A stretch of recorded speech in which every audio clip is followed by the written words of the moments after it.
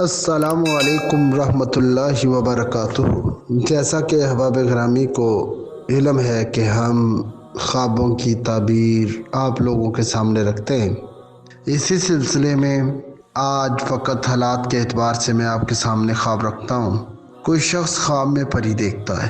ہمارے ہاں تو ویسے عید میلاد کے جلوسوں میں بھی پریاں نظر آنے لگ گئی ہیں، کیونکہ حیا غیرت کا جنازہ نکل گیا ہے، اس لیے یہ دنیا کی گندگی میں اٹی پٹی عورتوں کو پریوں کا نام ہم نے دینا شروع کر دیا۔ حالانکہ پریاں تو وہ ہیں کہ جن کے بارے میں قرآن کہتا ہے کہ نہ کسی آنکھ نے دیکھا نہ کسی آنکھ نے چھوا، وہ مومنوں کا تحفہ ہے۔ تو آئیں ہم دیکھتے ہیں۔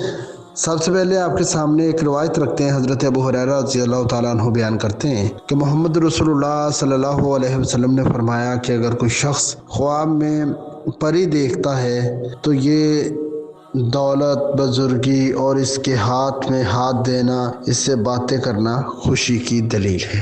یہ تو ایک روایت ہے جو محمد رسول اللہ صلی اللہ علیہ وسلم کی طرف منسوب کی جاتی ہے۔ اسی طرح بعض لوگ کہتے ہیں کہ خواب میں پری دیکھنا یہ غم اور پریشانی کی علامت ہے، مگر اکثر جو امام ہیں تعبیر کے، ان کی رائے یہی ہے کہ خواب میں پری کا دیکھنا یہ خوشی اور خوش بختی اور دولت اور عزت کی دلیل ہے۔ اسی طرح کوئی شخص خواب میں بدصورت غمگین پری کو دیکھتا ہے تو یہ غم پریشانی کا موجب ہو سکتا ہے۔ اسی طرح اگر کوئی شخص دیکھتا ہے کہ وہ پریوں کے دوران بیٹھا ہے، پریوں کے درمیان میں موجود ہے، ارد گرد اس کے پریاں ہیں، تو وہ سفر پر جائے گا۔ سفر اس کا خیر و برکت کا والا، آسانی والا، فائدے والا ہوگا۔ یعنی خواب میں پری کو دیکھنا اور اس کے ساتھ میں ہاتھ ملانا یا اسی طرح کی دیگر چیزیں، ان کا تعلق بندے کے لیے خیر، اچھائی، بھلائی میں ہے، اس میں کوئی نقصان نہیں ہے۔ ہاں، بدصورت پری دیکھنا یا کوئی ایسی پری دیکھنا کہ جو بندے کو